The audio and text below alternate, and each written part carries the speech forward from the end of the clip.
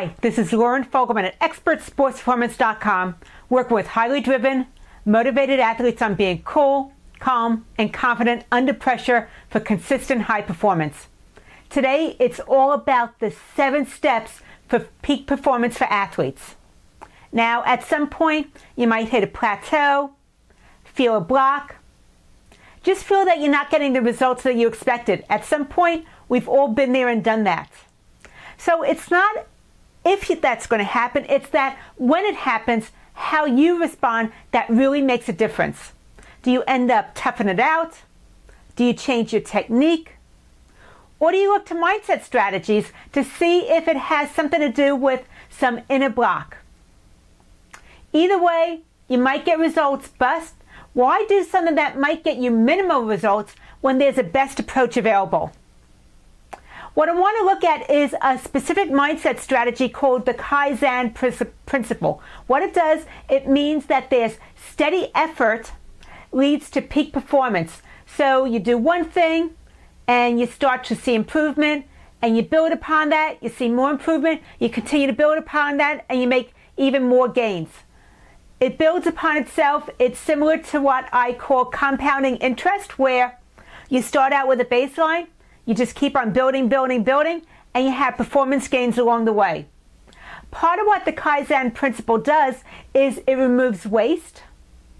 Also, it helps to tweak your plan so it's really, really nice and tight. I want to show you how to use it for physical training. The first is conditioning.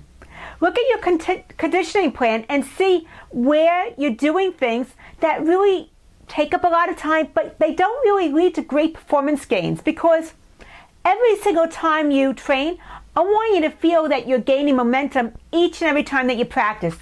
And it's definitely possible when your practice is deliberate and focused, but a lot of times there's fluff in your training plan. You're doing something, makes you feel really strong and good, or it's really challenging, but it might not be exactly what you need to help you have the gains that you're seeking. So look at your conditioning program.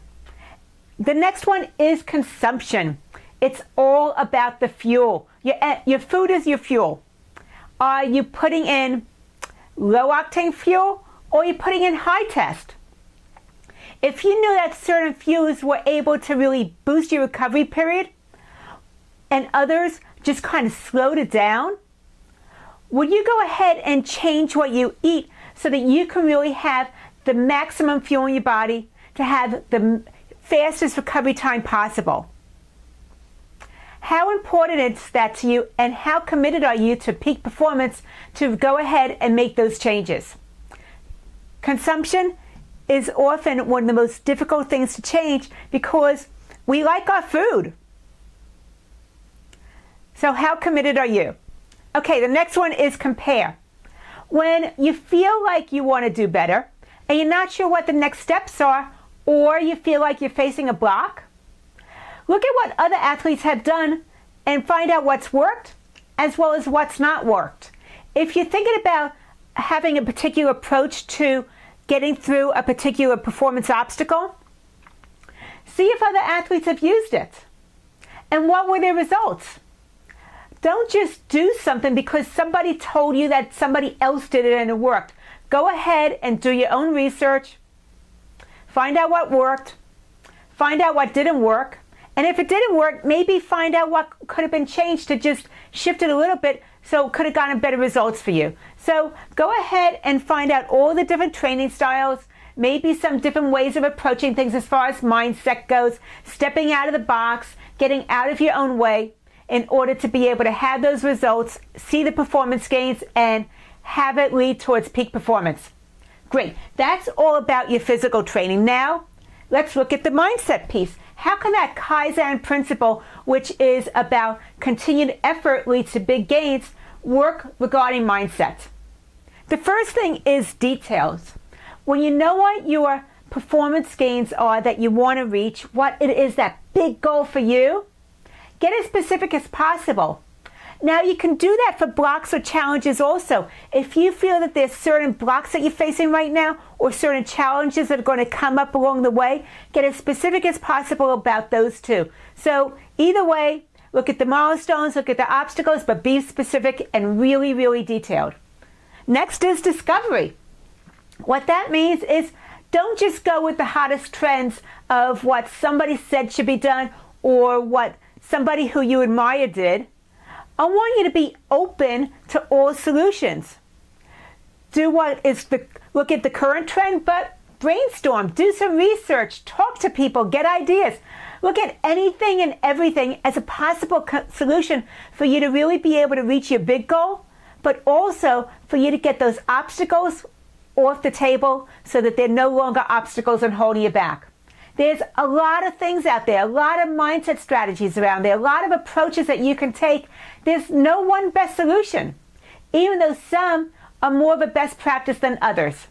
You have to, though, try what works for you as opposed to what somebody else did and might not really be a good fit for you. That's where the detective work comes in. Once again, I want you to observe what other people have done. I want you to also do the research of what has a proven track record.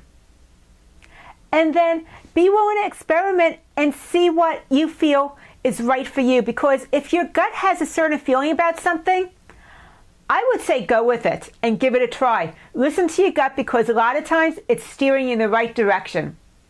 Detective work is about research and observing. Also, look at the top performing athletes. How do they approach things? What are they doing to get those performance boosts, but also to get out of their own way? And look at that as something to really take into consideration. Finally, detach. Detach. What I mean by that is a lot of times when we make a decision, whether it's with your physical training or your mindset, it's often an emotional decision. It might be that our ego feels that we ought to be able to do it, that we're tough enough and we really shouldn't be blocked by this, whatever it is. A lot of emotion and ego sometimes interferes with what might actually be in your best interest. I want you to be able to kind of step out of the box, be detached like you're an observer or a mentor, listening to someone else having this challenge or problem, and look at it from that perspective. And that's going to help you maybe see the best approach that you ought to be taking that will work for you specifically, as opposed to what everybody else is doing. Because there's times when what's working for everybody else just might not work for you. You have to be able to step aside and do what feels right for you instead of going with the trend. And along with that, I want you to be aware of what's called urban legends. Urban legends are when there's a really great solution for you, it's what you ought to be doing, it's a perfect fit, but you just blow it off because you have some assumptions.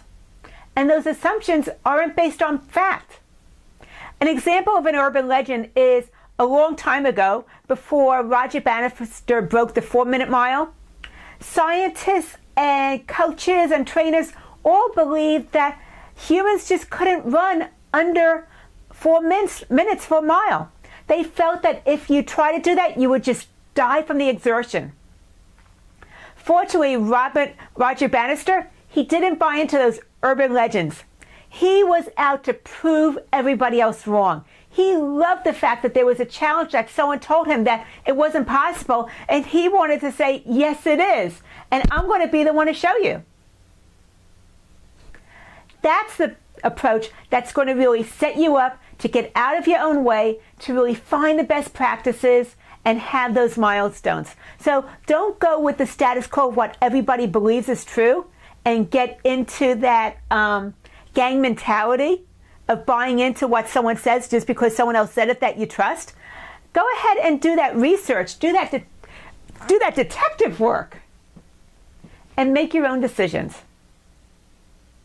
Base it upon what you've seen, what's fact for you. So one of the great things about the Kaizen Principle is that it's great for performance blocks because it looks at insight, strategy, effort, and building the right support. But it's also great for reaching those big challenges that you've set for yourself. And what I want to say is with the Kaizen Principle, it believes that there's always room for improvement. And isn't that what the best top elite athletes in any sport believe also is that they always have room for improvement. Now, when you're just starting out, there's going to be big performance gains. When you're at the top, the gains will be much, much smaller in gains, but it's those little 1-degree differences that lead to a big improvement over time. And that's what this principle is all about, is having a lot of small incremental improvements to have that big gain in the long run. Okay, so here's the challenge for you. The Kaizen Principle is not a quick fix. It's really a mindset and kind of like a lifestyle approach to high performance. It's about doing something consistently to really help you get better, fine-tune, get rid of the fluff, get out of your own way, so you're really reaching your peak performance.